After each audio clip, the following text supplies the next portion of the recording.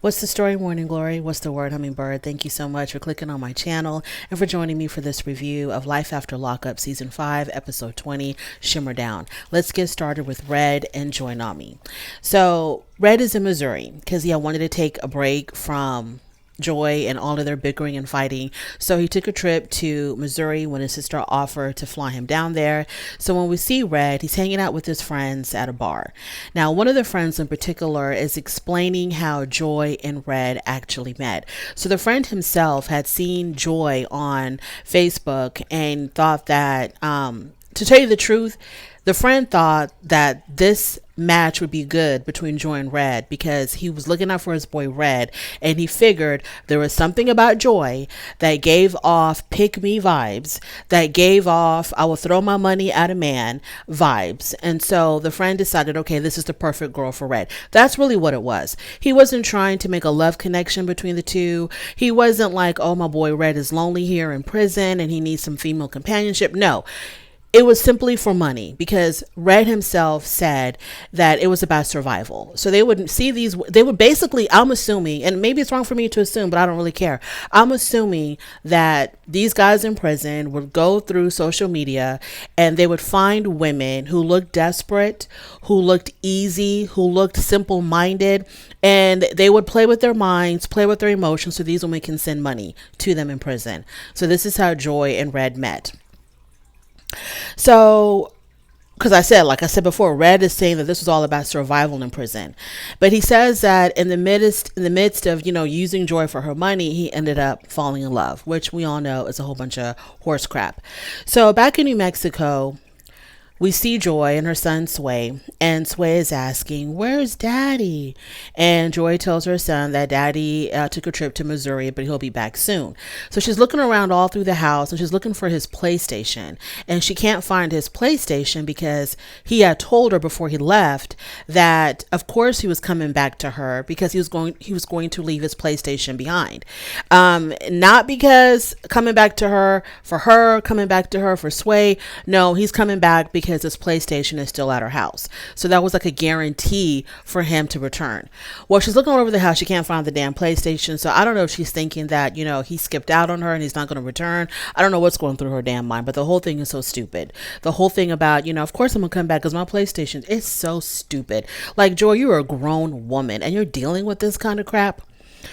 So then the next time that we see Red, he's still in Missouri. He's hanging out with his sister and his cousin, and he announces to them that he proposed to Joy and they're engaged now. And of course the sister and the cousin are not that thrilled to hear this because they think that Red is still a player, that he's not really ready to settle down, because the sister was like, are you sure you're not talking to anybody else before you marry Joy? And he claims that, did he even answer that question? I don't even know if he answered that question.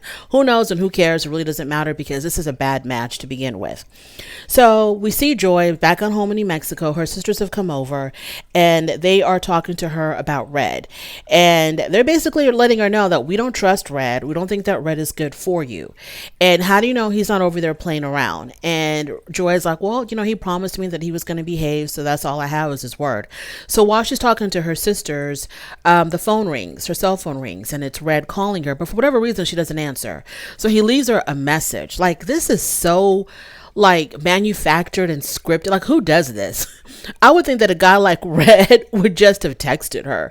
If he tried to call her and she didn't answer, the next thing would have been to text her. But he leaves her a voicemail message, okay? Like, this is some type of a business call. And he's telling her, I'm thinking about you and Sway. And I guess he's going to cut his trip short because he misses them and he wants to come back home.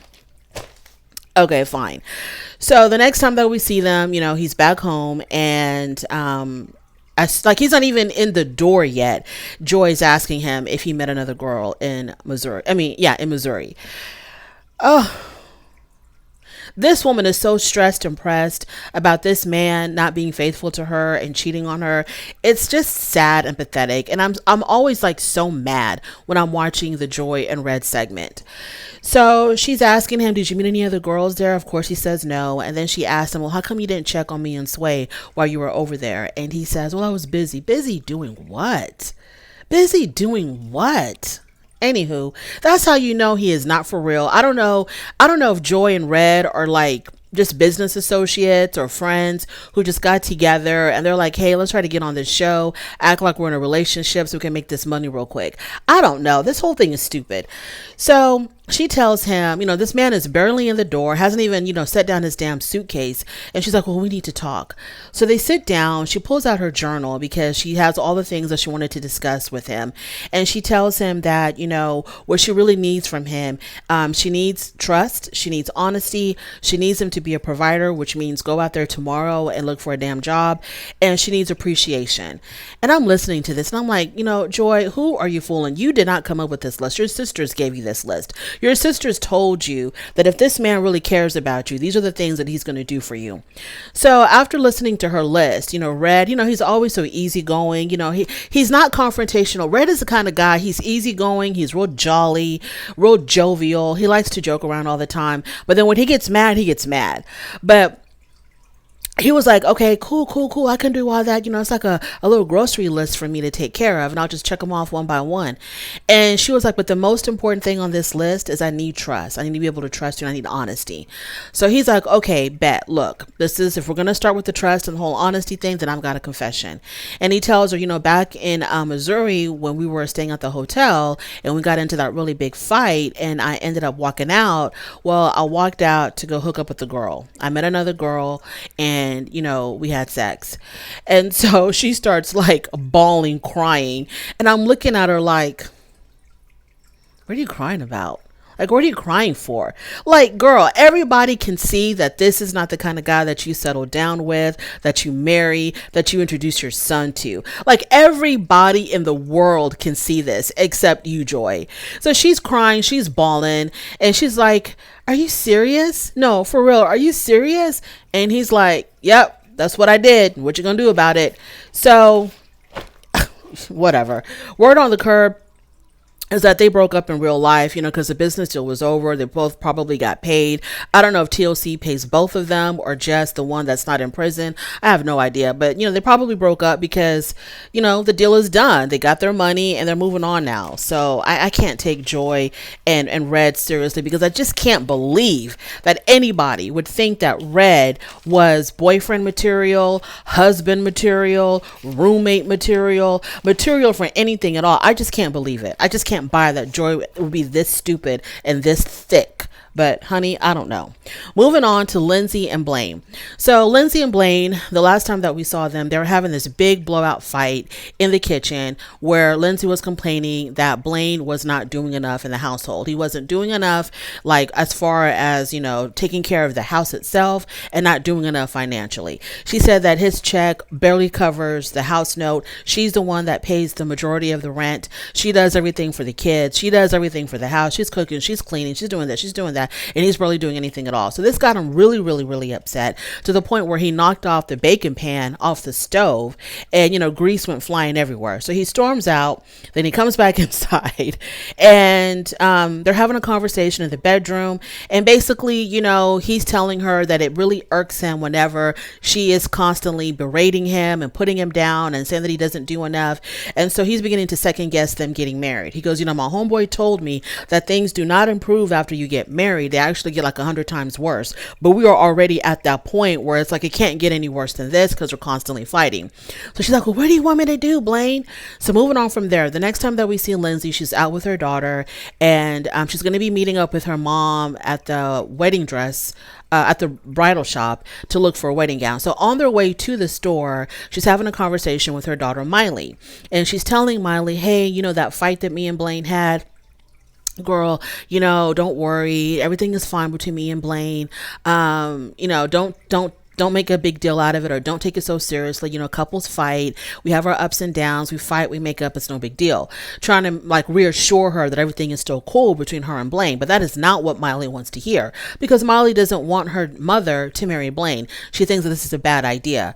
So when we get to the bridal shop, she's trying on, different gowns and she comes out, she models for her mother and for her daughter. And each dress that she puts on, they're just like looking at her with like no expression on their faces. is. Miley's busy taking selfies on her phone. Her mom is just staring at her like they're not giving her any kind of feedback. She's twirling, she's, flaring out the skirt and like, what do y'all think? I love this so much. I look like Cinderella. And they're just looking at her like, so while she's in the back trying on another dress, Miley tells her grandmother that, because her grandmother asked her, how are things living with your mom? And Miley says, well, they're fine. I'm glad that I'm getting to spend a lot of time with my mom, but, they do fight quite a bit. They fight a lot. And after they have their fights, Blaine will come into my room and he'll tell me, like, he'll talk to me about their fights and what they're arguing about. And he'll say a lot of bad things about my mom. And it makes me really uncomfortable. Like, he'll just start bad talking Lindsay, like saying that she's out of control and, whatever, she's got a temper problem. I'm just, paraphrasing here, like, like a laundry list of all the things that are bothering him about Lindsay. And it makes the girl feel very uncomfortable. And the grandmother was like, well, you know what? He does the same thing to me. One time after they had one of their fights, he called me and he was just complaining about Lindsay. So when Lindsay comes back out, she has on another dress, she's modeling, she's twirling, and, she's like, what is wrong with y'all? Like, how come y'all are not giving me any kind of reaction? And so finally, her daughter confesses to her and says, I don't really want you to marry Blaine. And she's like, yeah, I know you don't want me to marry Blaine, but I just don't know why. And so Miley tells her, because whenever you and him fight, well, first of all, y'all fight a lot.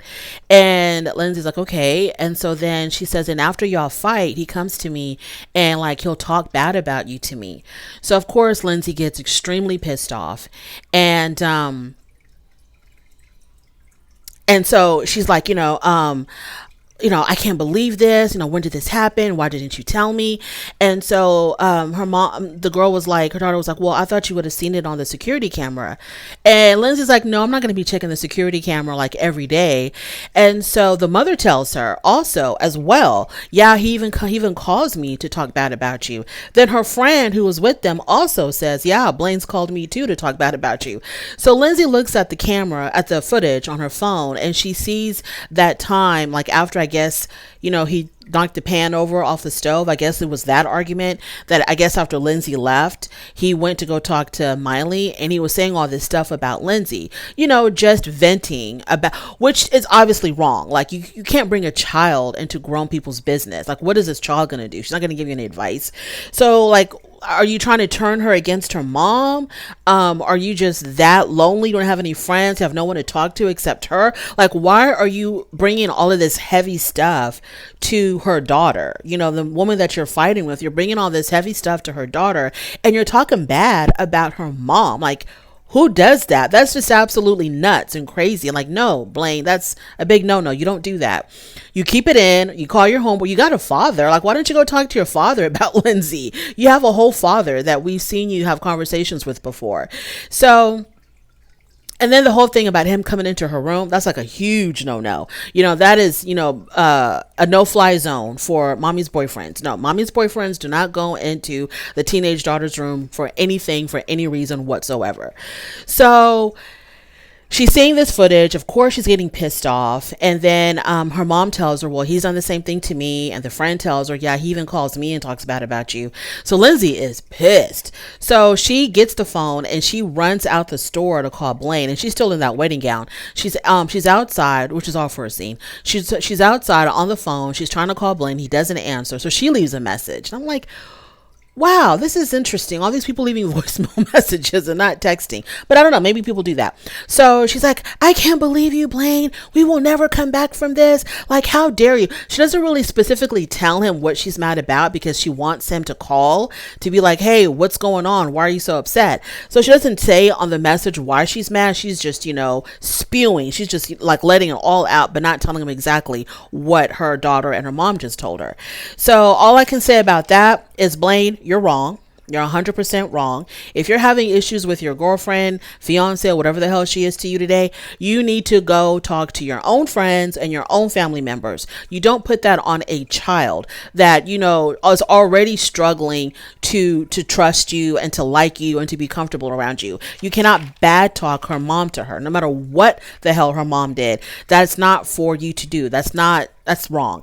And, also, Blaine, pack your bags, leave the country, because Lindsay's coming for you. Moving on from there, we have Chevelle and Quaylen. So we're still at the damn bridal shower. This is when the moms had their huge fight. Chevelle's mom and Quaylen's mom. So Chevelle pulls her mom outside to go talk to her outside, and Chevelle wants her mom to respect her relationship with Quaylen. So she's telling her mom, "Look, I don't care if you like him or not, but I just need you to respect this, and just calm the hell down. Stop starting fights with everybody and just accept it for what it is, because it's not going to change." So she tells her mom, "I need you to shimmer down." I don't know what shimmer down is. I've heard of simmer down. I need you to simmer down. But, in Chevelle's world, it's shimmer down. And her mom was like, "I'm not going to shimmer down." So when they go back inside, Quaylen's mom, she sits down to talk to Chevelle. And I'm beginning to wonder, is she doing this on purpose?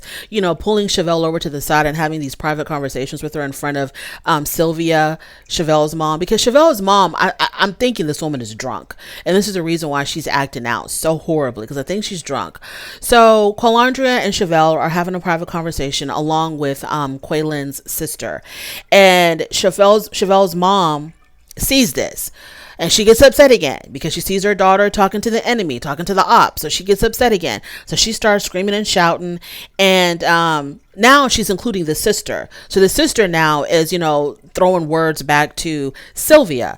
And it's just a big mess. They're shouting, they're cussing. The people are standing up in between them. All of this is happening. This big melee is going on in front of little Maila. So then Quaylen shows up. He's like, "What the hell's going on here? What are y'all doing?"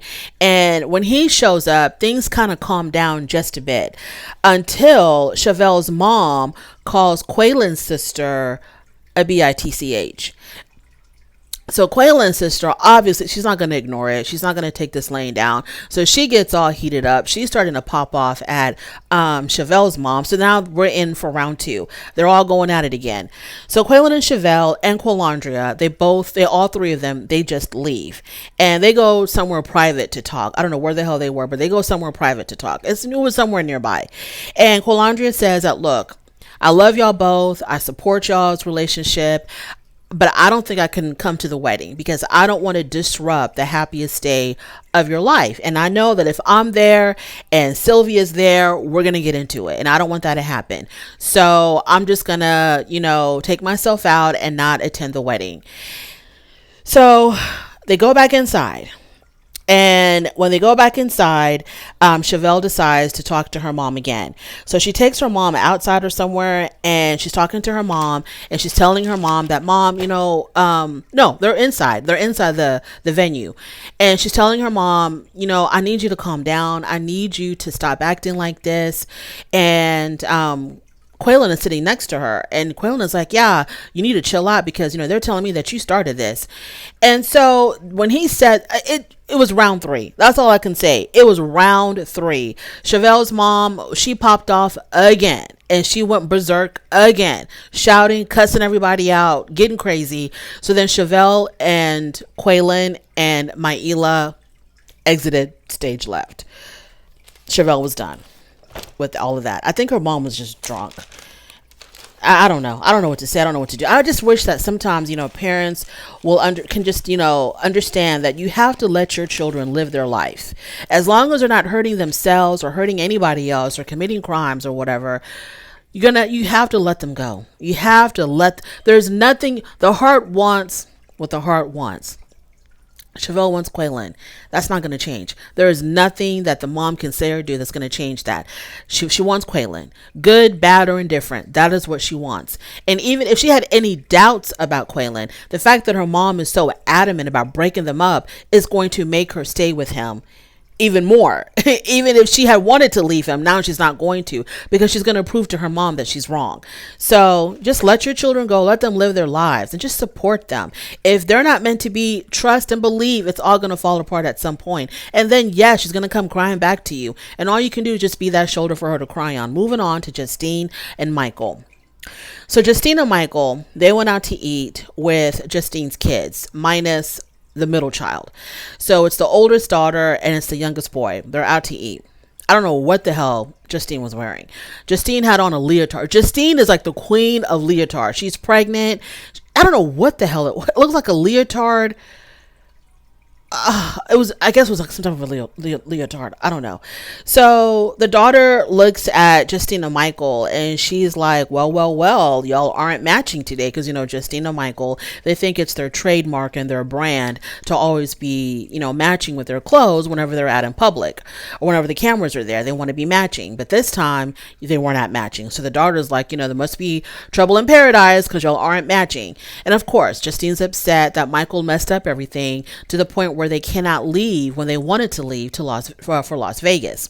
So while they're having lunch, dinner, whatever, Mike's mom calls and tells her son, can you step outside so I can talk to you privately, because she knows that Justine's around, right? So he goes outside to talk to his mom on the phone, and the mom, I don't know why he had to go outside and talk, because the only thing she wanted to know was, is it okay if I bring the kids down, if me and the kids come down and spend time with you and Justine for the summer, so that I can help out, and I can help y'all out with watching the other kids while y'all tend to the new baby, because she's supposed to be having the baby, I guess, in the summertime. So she wants to come over to help them out with the baby, watch, the other kid, whatever, just to help out. So I'm like, why did he have to go outside for you to ask that? Because he has to ask Justine anyway. So he could have just stayed in the damn restaurant and anyways, so Justine comes out on her own volition. She comes out and she's like, what are y'all talking about? What's going on? So Mike tells her, look, my mom wants to know if she can bring the kids down for the summer, to help out. So Justine is like, well, where are we going to put everybody? Everything is boxed up. We don't have enough room. We're going to put everybody. Because, he has a whole bunch of kids. Whatever. So later on, it's the summertime. Fast forward, we're in the summertime now. She hasn't had the baby yet, but Mike's mom and his kids come. So now all the kids are there. All of hers and all of his, which is a total of 7 kids, I think. So they're all there, and Mike gets a chance to talk to Melody, his oldest daughter, alone. And so Melody says to Mike, well, now that y'all are going to be going to Las Vegas, I was wondering if I can come with y'all. And Mike is like, you mean to live? And she's like, yeah, can I come live with you in Las Vegas? I thought he would have been jumping for joy, but he was like, well, I don't know how Mason's going to feel about that. I'm like, who the hell is Mason? Well, Mason is his youngest son. It's his youngest son. The one who's the same age as his youngest daughter, right? The one that, from 2 different moms, but the kids are the same age. So Melody, Mason, and Michael Jr. all came from one woman. And then little Nova, she came from another mother. So Melody, Michael, and Mason, like I said, they're from one mom, and Michael is already living with Mike and Justine. So he's going to be going to Las Vegas with them. And so if Melody comes, he says, well, what about Mason? You're going to be leaving Mason behind. So because, you and Michael are going to already be with me, and then he's going to be left behind. How is he going to feel? And Melody's like, he'll be fine. Don't worry about him. He'll be fine. Kids are resilient. They can take anything. And so he's like kind of confused about that. And I don't know what your mom is going to say. Da, da, da, da. So then Melody says, well, what about Justine? Do you think she's going to be okay with that? And he's like, well, that's another thing.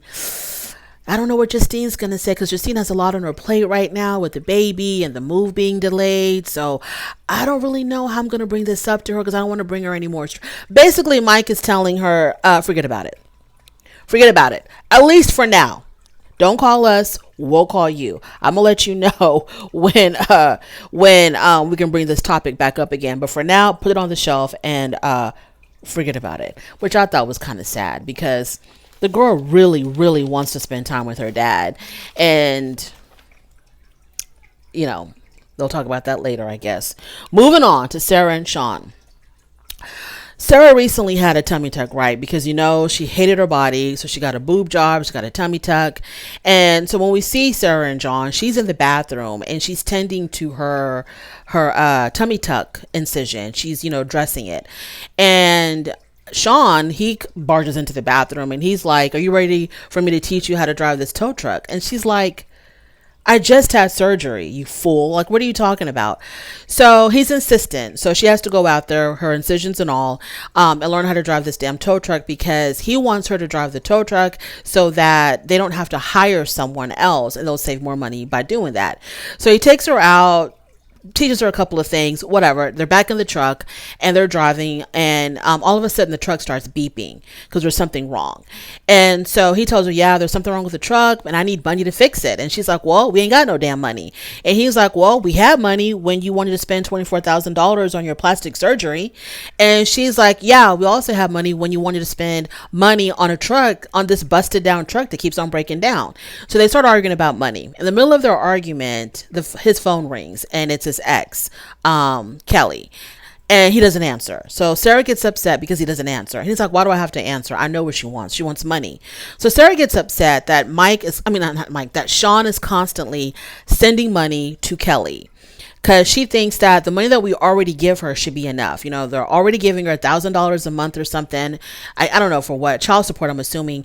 And he's like, she's already getting $1,000 from us. Why does she keep calling asking for money? I'm sick and tired of it. You know, the majority of your kids are grown. You still got the two little ones. That's understandable. But your other kids are like grown. One of them is in the army. The other one wants to go to the army. They're work, whatever. They're grown. They don't need us to take care of them anymore. But she's constantly calling you, asking for money like she's got 6 babies over there. So he's like, what do you want me to do? What do you want me to do? These are my kids.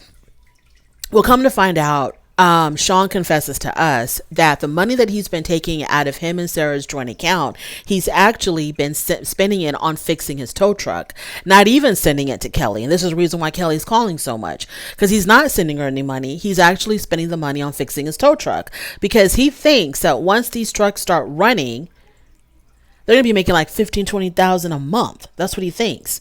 And so he wants, Sarah to get on board, but Sarah doesn't know that yet. And he doesn't want to tell her because she's going to, fly off the handle. Another thing, Sarah tells us that her and Kelly used to be really close.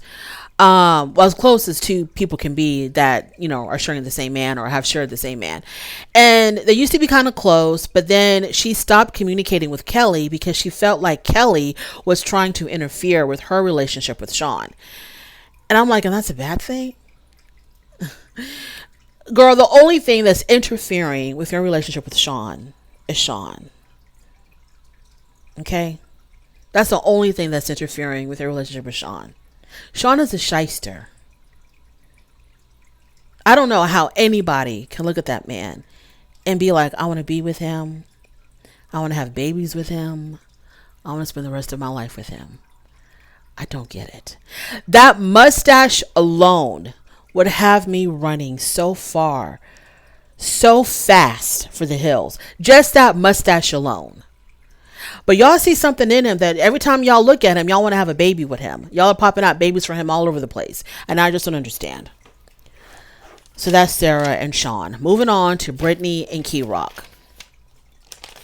Britney and Key Rock are in New York visiting Britney's grandmother, and they arrive at the grandmother's house. Britney and her grandmother they look so much alike. The family resemblance is strong. So Britney introduces Key Rock to her grandmother. Key Rock tries to show off a little bit of Spanish that he knows, and they sit down and they're having a conversation, and they're talking about Britney's mom and how Britney's mom is so hell-bent against this relationship with Britney and Key Rock. So the grandmother tells Britney, well, when you went away to prison, your mom didn't tell me that you were in prison. Your mom told me that you were away in college. And so when I wanted to call you to talk to you, your mom said that your phone was off, that you weren't paying your phone bill. So this mom is insane. What? How are you going to tell your mother that your daughter is in college when she's actually in prison? Who does that? That's crazy. So, you can definitely see the closeness between Britney and her grandmother. They are super, super, super, super close. And Britney's grandmother, she's very accepting of Key Rock and Britney and their relationship and them getting married. She's opened up her arms, her house, her heart. She's cool with everything. So then we see Britney's uncle. He comes into the mix, and Britney goes outside to have a conversation. She introduces Key Rock to the uncle, blah, blah, blah.